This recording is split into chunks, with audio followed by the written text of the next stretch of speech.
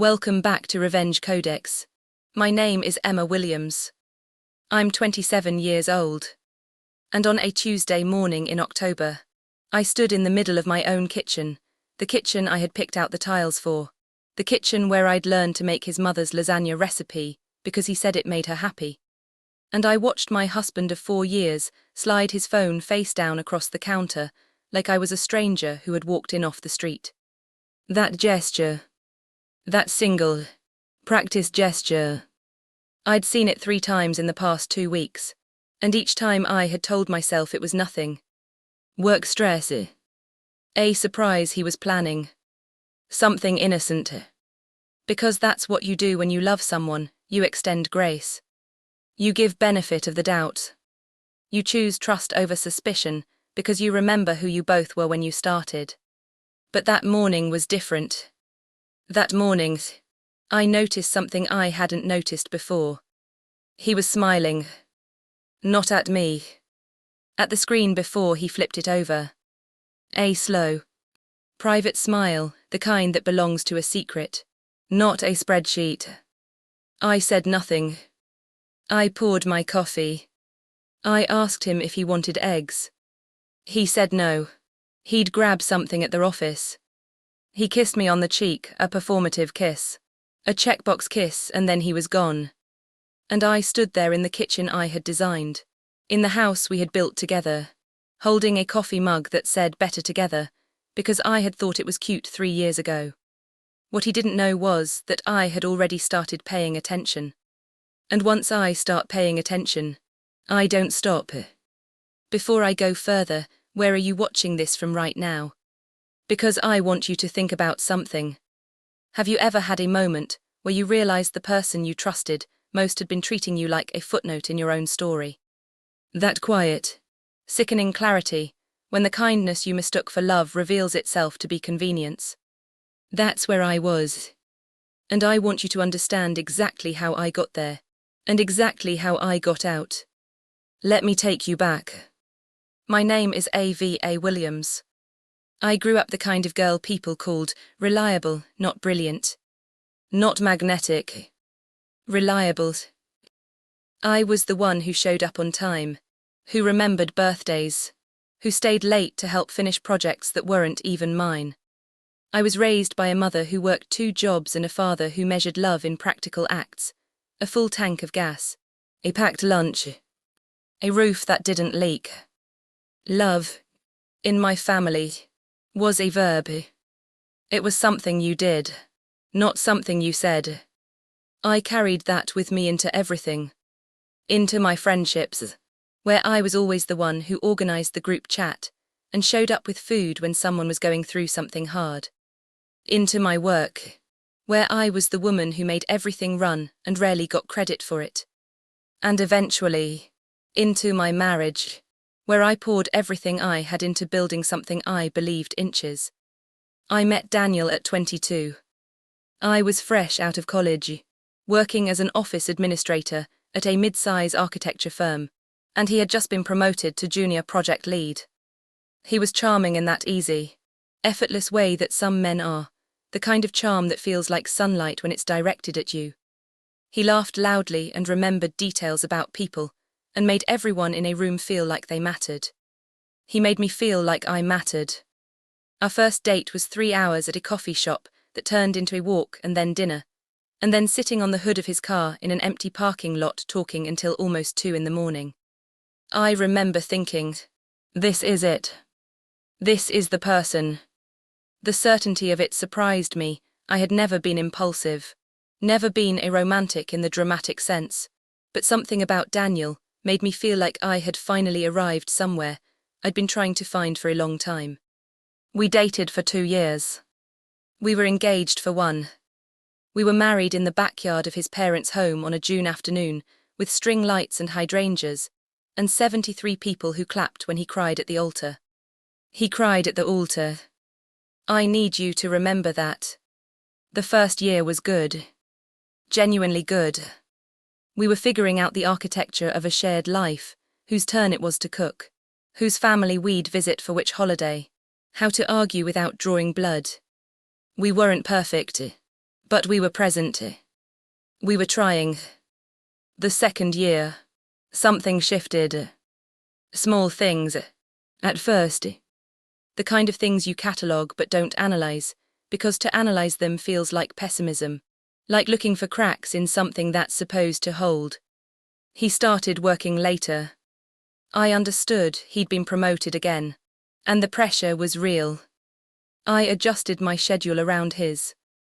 I stopped making plans that didn't include him, because I didn't want to come home to an empty apartment. So I started going to the grocery store after work, cooking dinner that was still warm when he got home at 8, 9, sometimes 10 o'clock. He thanked me. Every time. He was never unkind. But kindness and presence are not the same thing. By year 3, I had quietly restructured my entire life to accommodate his absence. I worked from home 2 days a week and used that time to handle everything that made our household function. The utilities, the insurance, the maintenance calls, the grocery lists, the social calendar, the anniversary cards to his relatives that he always forgot about until I reminded him. I was not his wife. I was his infrastructure. And still, I told myself this was normal, that marriage required this, that my mother had done the same thing, and I was simply following a pattern I had inherited, one that wasn't glamorous but was real. What I didn't know, what I was still being willfully blind about, was that there was a third person in my marriage. Had been. I would later find out. For nearly 8 months. Her name was Priya. Priya Mehta. She had joined Daniel's firm 11 months before everything fell apart. She was 30, a senior architect with an impressive portfolio, and a confidence I would eventually have to admit I found myself envying before I found out the truth. She was the kind of woman who walked into a room and immediately rearranged its social gravity. Daniel had mentioned her once, in passing, sometime around February. Something like, "There's a new senior hire. She's sharp. She's going to be good for the Harrison project." I had nodded and asked if he wanted more wine and thought nothing of it. I should have paid attention then. But I didn't.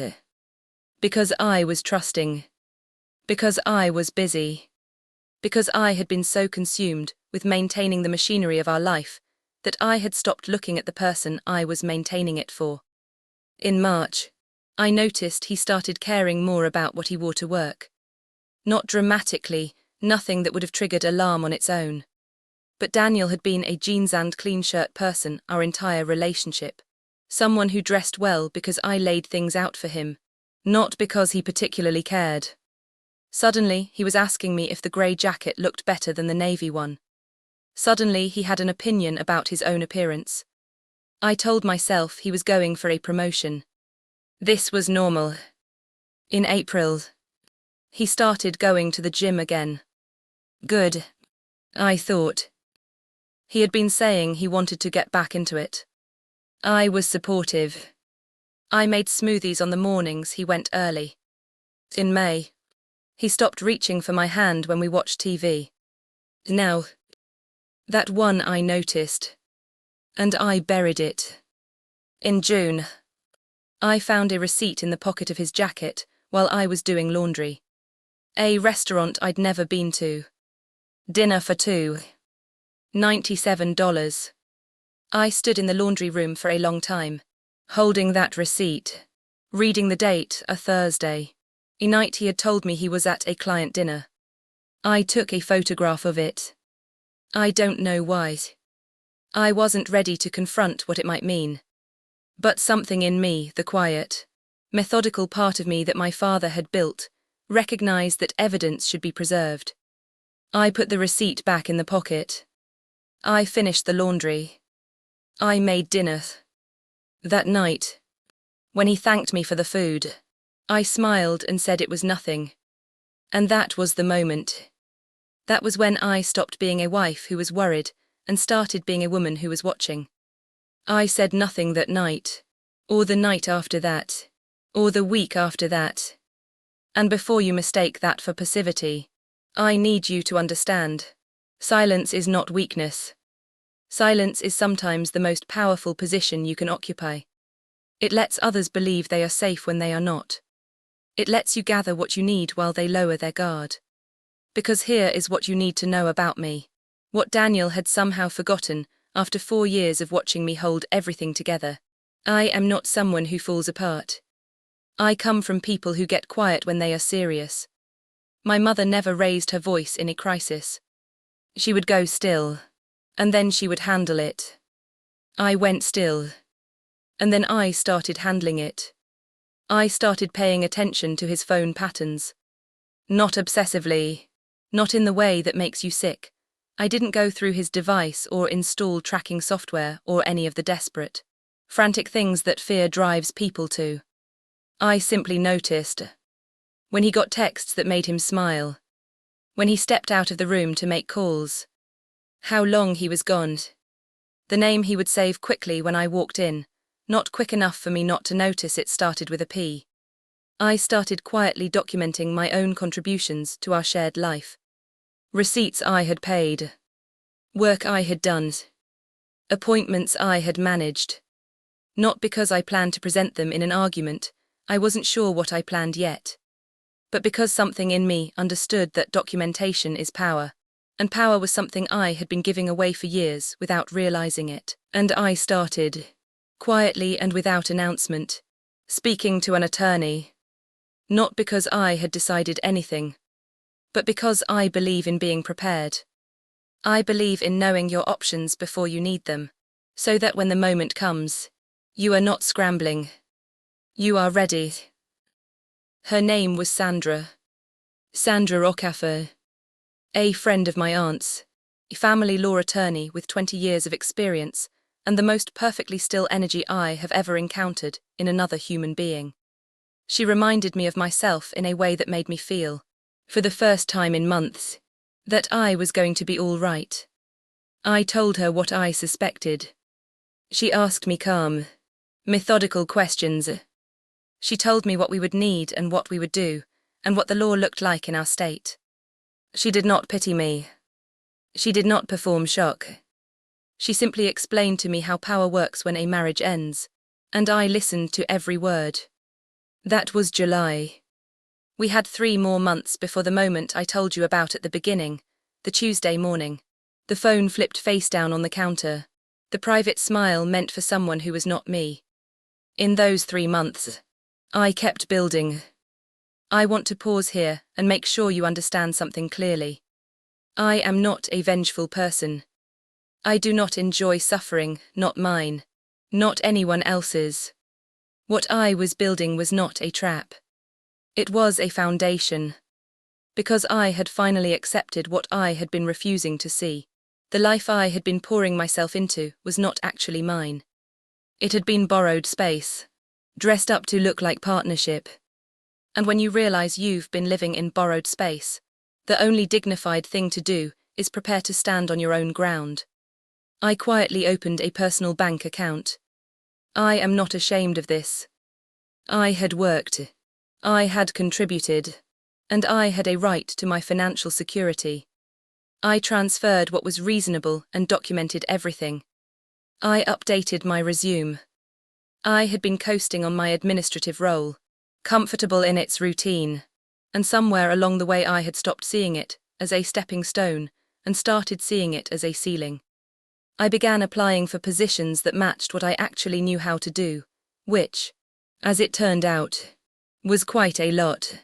Once I started listing it, I reconnected with people I had slowly let drift over 4 years of structuring my world around Daniel's schedule. Old friends who, when I reached back out, responded with a warmth and immediacy that told me the distance had never been theirs. And I waited. I wasn't sure exactly what I was waiting for. Some final confirmation, perhaps. Some moment that would convert the suspicion I was carrying from a wait into a decision. It came on the last Saturday of September. Daniel had said he had a work event, a firm dinner, something with a client who was only in town for the weekend. I said that was fine. He dressed in the navy jacket, kissed my forehead, and left. An hour later, a mutual friend of ours named Bethany texted me a photo. She had sent it without commentary at first, and then followed it 30 seconds later with, "I'm so sorry. AVA. I didn't know if you knew. I thought you should." The photo was taken at a restaurant, a nice one, across town. It was dark and a little blurry, clearly taken discreetly, from a few tables away. But it was clear enough. Daniel and a woman, seated close, her hand on top of his on the table, both of them leaning in toward each other in that specific way that people do when the rest of the world has stopped existing. I sat with that photo for a long time. I did not cry. I want to be honest about that, because I think sometimes people expect tears to be proof of love, and their absence to be proof of coldness. But I had already done my grieving, in quiet pieces, over months of noticing and not saying. The loss had already happened. The photo was just the formality. What I felt, sitting there holding my phone in the blue evening light of our bedroom, was something much closer to clarity. I texted Sandra. She had told me she was available whenever I was ready. I said, "I'm ready." What happened in the weeks that followed is something I will describe to you carefully, because it is the part that people get wrong when they tell this kind of story. They make it dramatic. They make it explosive. They frame it as a woman scorned, a fury unleashed, a reckoning powered by emotion. That's not what happened. What happened was quiet, efficient, and precise. Sandra had already prepared the necessary documents. She had advised me on what I needed in terms of evidence, and I had provided it. She had advised me on my rights in terms of the assets we shared, the house, the accounts, the contributions I had made in both money and labor over 4 years. She had done this work carefully and without gaps. What I needed to do now was simply nothing obvious. I went home. I said goodnight to Daniel when he came back from his firm dinner. I asked how it went. He said it was good. The client was impressed. I nodded and said I was glad. I went to sleep, or appeared to. The next morning, I made coffee and asked if he wanted eggs. He said no. He'd grab something at their office. And 2 weeks later, 2 weeks during which I was an absolute model of normalcy, in which I gave him absolutely no indication that anything had changed, Sandra filed the papers. I was not there when he received them. I had taken the day off work and driven to my aunt's house, a 3-hour drive I had not made in over a year, and sat in her kitchen while she made tea, and I felt the exact specific relief of a person who has finally set down something very heavy. My phone rang twice. I didn't answer. He left 2 voicemails. The first was confused, asking me to call him, saying there must be some mistake. His voice was the voice of a man who genuinely could not compute what was happening, which told me something I had long suspected. He had believed I would never leave. Not because he thought I was particularly devoted, but because he had never considered me particularly capable of it.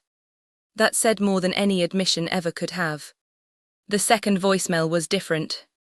His voice had changed, tighter, more careful.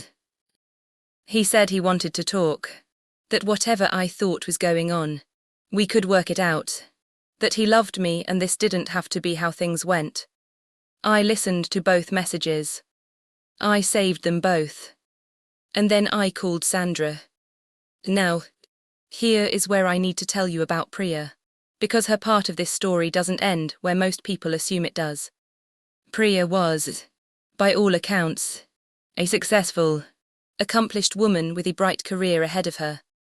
And in a different story, one where she had not made a very specific, very consequential professional choice, this is where she would simply exit the narrative. She would be the other woman, the one who the husband moved on to, and the story would be over. But Priya had made a mistake that went beyond what she might have thought of as simply a personal one. I learned this from a woman named Claire. Claire worked in Daniel's firm, in the contracts and compliance department, and we had met 3 times over the years at various firm events.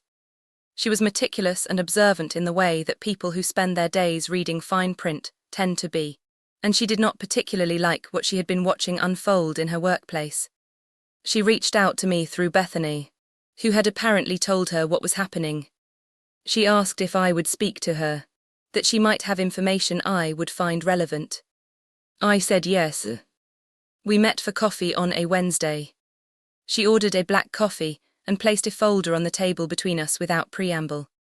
Inside the folder were printed copies of internal project communications. Communication in which Priya, who was now, apparently, functioning as a lead on the Harrison project, had made it quite clear that she had received information about a competing bid before the deadline. Information that was not public, and that had come, based on the timestamps and the context, from Daniel, who had access to it through his position. This was not, to put it plainly, a personal relationship complication.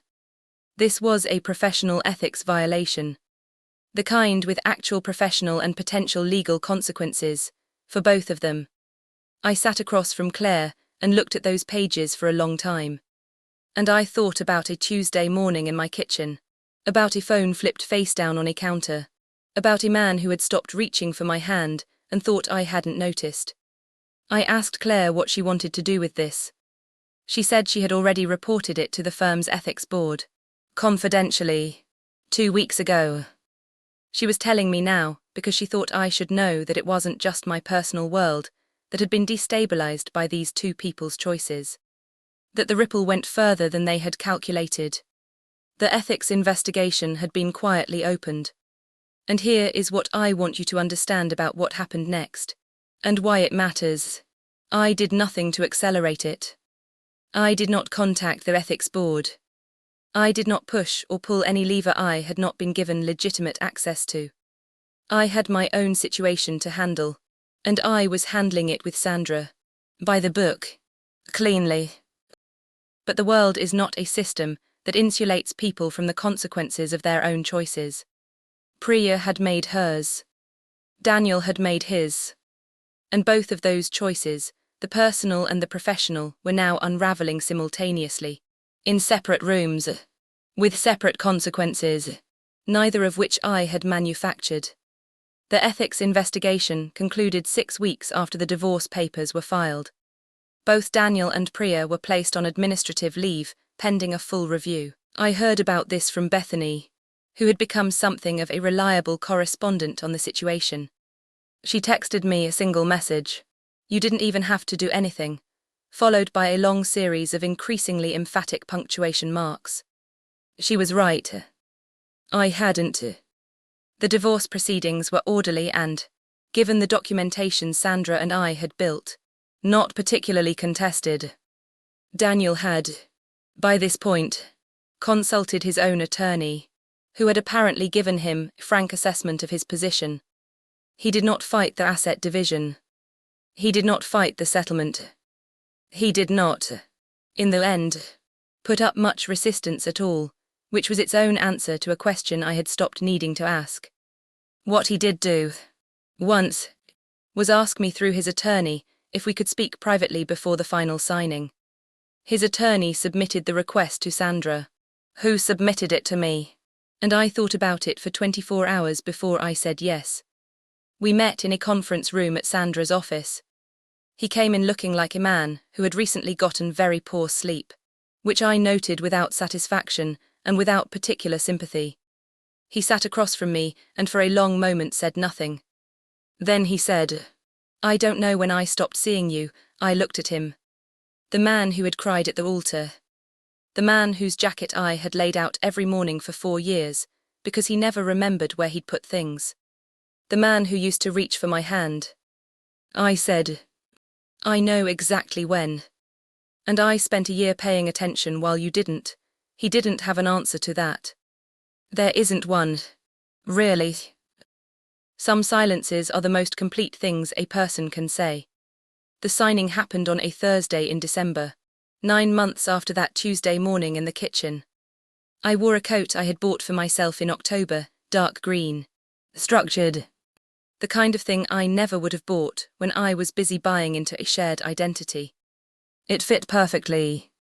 I signed the last page and Sandra slid the documents into her portfolio, and that was that. I walked out of that building into a December afternoon, cold and bright, the kind of day that smells like wood smoke and the beginning of something, and I stood on the sidewalk for a moment. I want to tell you what I felt, because I think people expect a certain thing from this moment in a story like this. They expect triumph, or relief, or grief, or some cathartic combination of all three. What I felt was something quieter than any of those. It was the sensation of weight redistribution, of burden that had been pressing on my chest from a direction I could never quite identify suddenly lifting, and the discovery that underneath it I was completely intact. I had not been broken. I had not been emptied. I had been compressed. And compression, it turns out, is not damage. It is preparation. I had, by that point, accepted a new position. An operations manager role at a consulting firm, a role that paid significantly more than my previous job, that recognized the scope of what I actually knew how to do, and that I had applied for during those quiet months of preparation without telling a single soul. I started in January. The house we had shared was sold in February. I didn't need it, and it turned out I didn't want it. I had found a smaller apartment, just mine, with high ceilings and good light, and no kitchen tiles that someone else had helped me pick. And I had the specific and profound pleasure of choosing everything in it myself. My aunt came to help me move inches. We ordered pizza and sat on the floor because my furniture hadn't arrived yet, and she looked around at the empty space full of light and said, "This looks like you," and I realized she was right. Not because of what was in it yet, but because of what wasn't. I heard, through the small network of mutual connections that still orbited both my former life and me, that Daniel and Priya's professional situation had not resolved easily. The firm's review had ultimately determined that the ethics violation was substantive. The improper communication had affected the outcome of a significant contract, and the firm's liability exposure was real. Both of them had resigned before the process could conclude in termination. Priya's professional reputation in a field as relationship-dependent as architecture was, to put it carefully, complicated. And Daniel was starting over at 31, in a new firm, in a position several levels below where he had been, in a city where no one knew his name. I don't tell you this with pleasure. I want to be precise about that, because I think the easy version of this story is the one where the betrayed woman finds satisfaction in the suffering of the people who wronged her. I don't. Suffering is not satisfaction. What I feel when I think about Daniel now is something closer to neutrality, the calm that comes from a chapter being genuinely finished, not just turned. What I do feel something about is this: the choice I made to be silent and strategic, rather than reactive and chaotic, changed the shape of everything. If I had confronted Daniel the morning I noticed the phone, if I had erupted, accused, broken down, I would have lost the high ground, the documentation, the clarity. I would have handed him an emotional scene to respond to instead of a legal reality to reckon with. I would have remained, in everyone's perception, the wife who couldn't hold herself together. Instead, I became something harder to dismiss, a woman who had done everything correctly, with complete composure, and whose case was completely bulletproof because she had taken the time to build it properly. My mother, when I finally told her the full story, was quiet for a long time. And then she said, "You learned well, and coming from a woman who built a life out of practical love, who measured strength in what you did and not what you said, I understood exactly what that meant.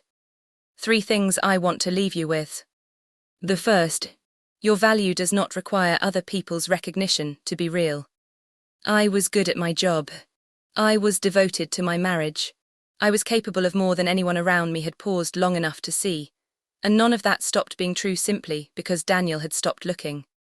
The tree falling in the forest still fell. I was still standing. The second, preparation is not paranoia. The months I spent quietly building, the accounts, the documentation, the attorney conversations, the resume, the reconnections, felt to me during that time like anxiety given structure. In retrospect, they were the most grounded and self-respecting thing I have ever done. When the moment came, I was ready. Not because I had forced it, but because I had refused to be caught unprepared. And the third, the most powerful thing you can do when someone is underestimating you is to let them continue, while you build something they can't take away. Daniel thought he knew who I was. He had been watching a version of me for 4 years, domestic, accommodating, quiet, and he had made the mistake of confusing what he saw with what there was. People do this. It's one of the most common errors of intimacy, mistaking the role someone plays for the full extent of who they are. I am not the woman who laid out his jacket every morning. I mean that I am more than that. The woman who laid out his jacket was real, and she was kind, and she deserved better than she got. But she was not the whole of me, and when she was no longer needed, what remained was something cleaner and stronger, and entirely my own. My name is A.V.A. Williams. I'm 27 years old. I have an apartment with high ceilings and good light. I have a career that sees me. I have a life that is, for the first time since I was 22 and sat across from a charming man in a coffee shop and felt that swell of certainty, genuinely and completely mine. And what they didn't know, what neither of them ever understood, was that the woman they both underestimated had been watching, preparing, and waiting with the patience of someone who knows exactly what she is worth. The rest, as they say, was just paperwork.